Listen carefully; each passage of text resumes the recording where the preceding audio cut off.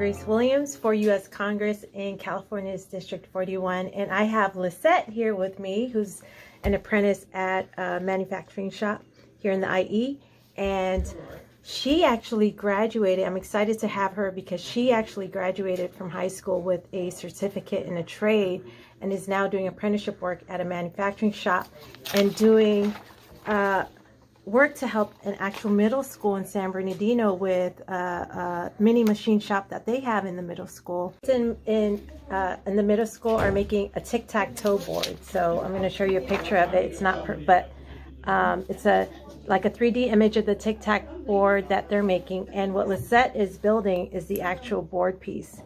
And the students are then going to go in and actually make the holes in the lines that you see with their own little machines in their classroom. And what is this piece right here? What's this rod? So this rod is it's going to be made the pin. There's going to be pins. So right here in the picture they have pins. So we have a piece of aluminum and a piece of brass. So they're going to mill down. Well, they're going to turn down the piece down to 3/8, I think. It's on the blueprint, but they're going to turn it down so they could put pins inside the tic-tac-toe board. So they're going to make the aluminum ones on the CNC, and they're going to make two brass ones on the conventional lathe. So the tic-tac-toe board will actually have holes in it. So they have little pins that would go in the holes, and the pins will be made out of different materials because you have two people playing against each other, and the materials will help them determine which piece belongs to who, and they use it to play tic-tac-toe.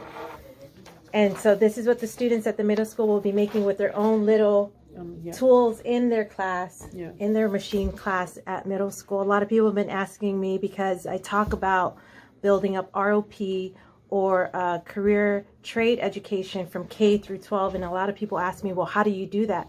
Well, this is how. They actually have machine shop classes in elementary, middle school, and in high school, and there are different levels.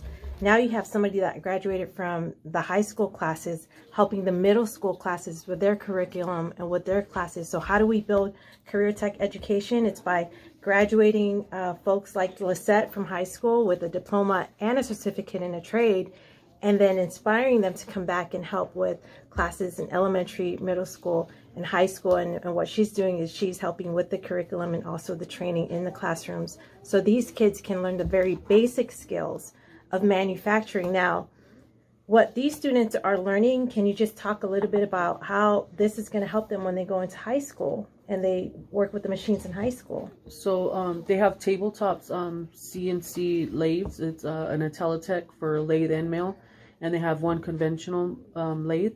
So when they're running the conventional ones, we have at the high school, Indian Springs, they have conventional, so they learn conventional so they could get the feel of the machine, and then they move on to CNC later on.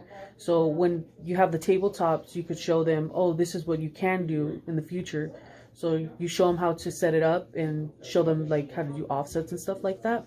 But when they have those two options, they're going to be like, oh, I want to do this or I want to do this. So they get the feel of both before they go to high school, and they get to actually program and design and create stuff like that. So in elementary and middle school, they'll have more conventional tools that they're working with so they can learn how to work with their hands. Yeah.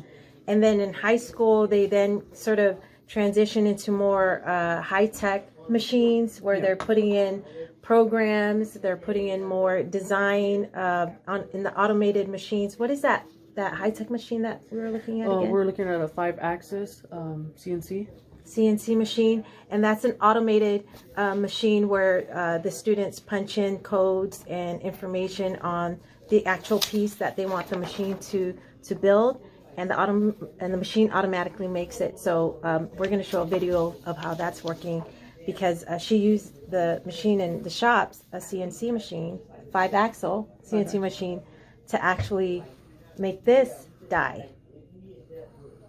And the machine made this in 10 minutes, whereas if it was made manually, how long would that have taken? What's that? About 5 hours, because you have to change out tools and square it up. You have to engrave if you wanted to, but it takes longer because you have to actually measure each time. You're like, oh, I gotta cut this much off and make sure it actually cut that much off. And versus a CNC, you put the program in, run it the first time, see if you get the exact measurements you want, and if it's good, then you could run production. So you graduated with one certificate. Yes. Coming out of which certificate was that? Measurement and safety. And then you're working on an apprenticeship, and when you're done with this, how many certificates will you have? I have 3 right now: measurement and safety, bench work and layout, and CNC operator for mill. At the end of my apprenticeship, I hope to hopefully get a few more. I'm trying to get the lathe, working on the lathe, and I want to get the conventional ones as well. So there's a few names out there for me to still get. Okay, so you would have a full-blown and advanced manufacturing career coming out of this apprenticeship program. No college degree needed. And do you plan to go to college at some point? Maybe in the future. In the future, what is your hope? What is your future goal after your apprenticeship? Ultimately, what's your future goal? I want to open up a shop that teaches individuals how to use how to do manufacturing, how to make parts and create their own. Awesome. So you want to do a vocational training shop? Open up your own. We need it. We need it. So this is for Curtis Middle School? Yeah, Curtis Middle School. So they're making tic-tac-toe boards. Ah. So what I'm doing is I'm making them square so they don't have problems with the program that I wrote. Right now I'm squaring them so they could be, when they put them against the stop, they'll be straight. And I'm making 100 because there's 70 students, and then some for if they mess up or the program doesn't go right, or they did something wrong, didn't put it against the stop correctly. Okay. So we have extra parts. All right. So I put about, I think it's 9 pieces on both sides, so I could cut them faster instead of doing them one by one. And then I'm just going to cross them slowly so I can have a nice finish. And what machine is this that you're using, Lisette? This is a mill? Mm-hmm. All right. Let's see it.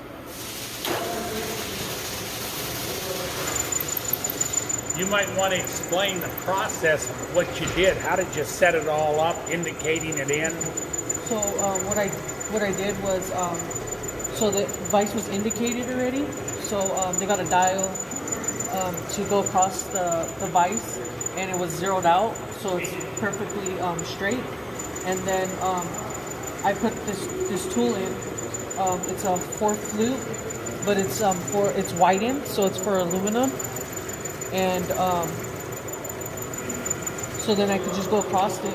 I'm cutting about 40 thousandths off because I cut them oversized so I can have enough material to face both sides.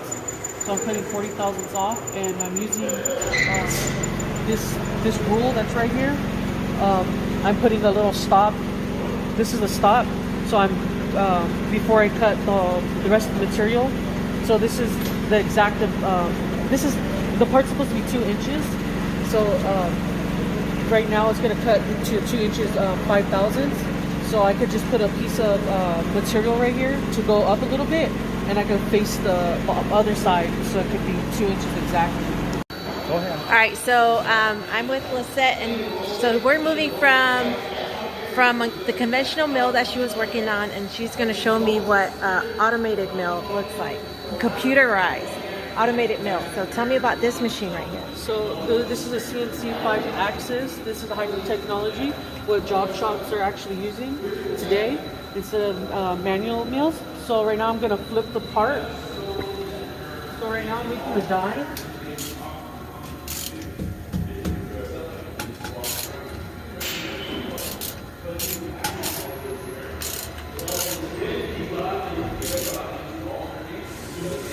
So are you on this machine making the same piece that you were making on the manual? No, so I'm making a die right here. Okay. So so this one is what's inside the program. So I don't have a program for the pieces I was making. I see. Yet. So you program it into the computer, and this is what it looks like. So you programmed it in here. Yes. You put in all the coordinates, And then this machine automatically makes it. Yeah, so this is the second part. So there's two parts of the program. So part one is already done, and then part two. So part one, it makes all of this. So it's 5 axes. So it doesn't just do the top. So it rotates the whole part.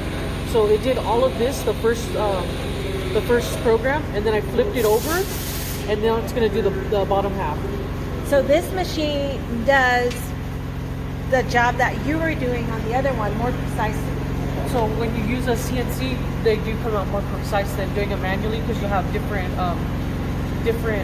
readings when you machine it. So it has 6 sides like a die. It engraved it. So if you do this manually, it would be difficult, because you have to get an engraving tool and slowly do the lettering and stuff like that.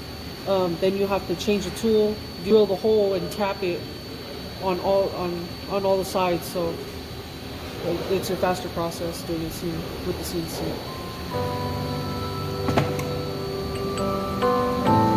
Very cool.